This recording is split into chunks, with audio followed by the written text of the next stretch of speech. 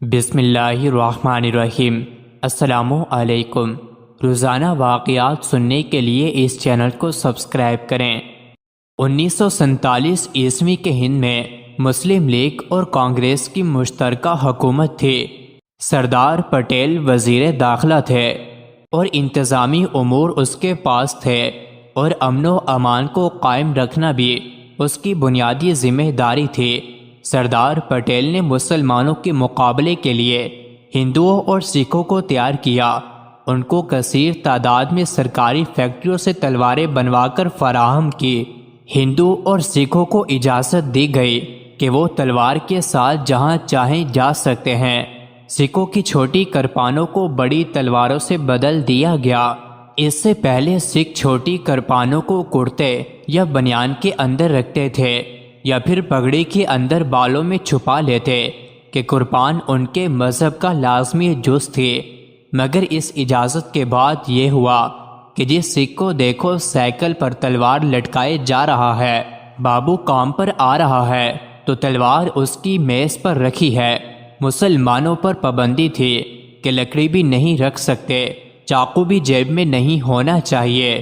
اکیلا مسلمان کہیں آتا جاتا مل جاتا تو سکھ اس پر حملہ کر دیتے۔ کئی مسلمان اس طرح کے حملوں میں شہید ہوئے۔ آہستہ آہستہ انفرادی حملے اجتماعی حملوں کی شکل اختیار کر گئے۔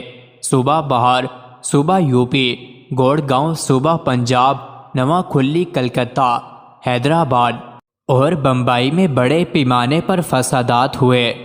حضرت پیر ذوالفقار احمد نقشبندی کے سسر حضرت خواجہ عبد المالک صدیقی رحمۃ اللہ علیہ نے انڈیا میں دہلی کے قریب ایک جگہ مدرسہ بنایا۔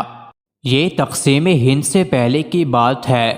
اللہ کے فضل سے مدرسہ بہت ہی کامیاب رہا، جس میں کئی 100 طلباء پڑھتے تھے۔ اس کے بعد پارٹیشن ہو گئی۔ تقسیم کے وقت جہاں مسلمانوں کی اکثریت تھی، وہاں مسلمان ہندوؤں اور سکھوں کو مارتے تھے۔ جہاں سکھوں اور ہندو کی اکثریت تھی، وہاں مسلمانوں کو مارتے تھے۔ اس وقت حضرت خواجہ عبد المالک صدیقی رحمۃ اللہ علیہ نے سب کو کہہ دیا کہ آپ سب لوگ دروازہ بند کر کے گھروں کے اندر ہی رہیں۔ چنانچہ انہوں نے اندر رہنا شروع کر دیا۔ ایک استاد صاحب کو کوئی کام پڑ گیا، دوسرے گاؤں میں اس نے جانا تھا۔ حضرت نے فرمایا ٹھیک ہے تم جاؤ۔ وہ بیچارہ ڈرتا ہوا مدرسے سے نکلا، چھپ چھپا کے جا رہا تھا کہ سامنے ایک سکھ ملا۔ پہلے تو وہ اس کو دیکھ کر گھبرایا، پھر سوچنے لگا یہ بھی ایک ہے میں بھی ایک ہوں، اگر آمنے سامنے ہو بھی گئے تو کوئی بات نہیں۔ جب وہ اس کے قریب سے گزرا تو سکھ نے کہا میاں جی تسی فوج منگائی ہے۔ پہلے تو وہ اس کی بات ہی نہ سمجھا، پھر جب اس نے دوبارہ پوچھا تو پھر سمجھ آئی کہ وہ کیا پوچھ رہا ہے۔ اس نے پوچھا کیوں، آپ کس وجہ سے پوچھ رہے ہیں؟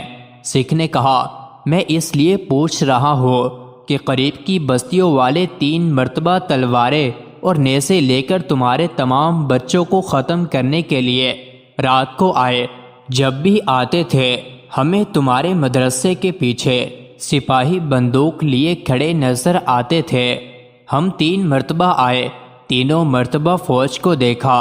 انہوں نے آ کر یہ واقعہ حضرت خواجہ عبد المالک صدیقی رحمۃ اللہ علیہ کو سنایا تو حضرت نے فرمایا ہاں ایک خدائی فوج تھی جسے اللہ نے ہماری حفاظت کے لیے متعین کر دیا، اس لیے کہ میں اپنے بچوں کی تربیت اس طرح کرتا تھا کہ ان میں کبیرہ گناہ کرنے والا کوئی نہیں تھا۔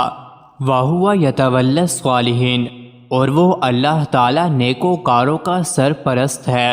ایک دفعہ ہارون رشید کھڑکی سے مسجد کی طرف دیکھ رہا تھا۔ امام یوسف رحمۃ اللہ علیہ مسجد میں داخل ہونے کے لیے آئے تو 2 طالب علم پیچھے پیچھے تھے کہ حضرت کے جوتے اٹھائیں۔ جب انہوں نے جوتے اٹھائے اور مسجد میں داخل ہوئے تو ایک طالب علم کا ہاتھ ایک جوتے پر اور دوسرے طالب علم کا ہاتھ دوسرے جوتے پر آیا۔ ایک نے بھی ایک جوتا اٹھا لیا اور دوسرے نے بھی ایک جوتا اٹھا لیا۔ چنانچہ ایک نے رومال بچھایا اور دونوں نے اس میں ایک ایک جوتا رکھ دیا۔ ایک نے ادھر سے رومال پکڑ لیا اور دوسرے نے ادھر سے رومال پکڑ لیا۔ وہ حضرت کے جوتے اس طرح لے کر مسجد میں گئے کہ دونوں کو حضرت کے جوتے اٹھانے کی سعادت مل گئی۔ ہارون الرشید نے یہ دیکھا تو سرد آہ بھری اور کہنے لگا، یوں تو لوگ ہمیں بادشاہ سمجھتے ہیں، ہمارے جوتے اٹھانے کے لیے بھلا کون جھگڑتا ہے؟ جو نیکی کا کام کرنے میں لگے ہوتے ہیں ان کو اللہ تعالیٰ دنیا میں یوں عزتیں دیتے ہیں، اور جو گناہوں کے راستے کو اختیار کر لیتے ہیں اللہ تعالیٰ اس کی عزت لوگوں کے دلوں سے ہی نکال دیتے ہیں۔ مزید ایسی ہی ویڈیوز کے لیے چینل کو ضرور سبسکرائب کریں۔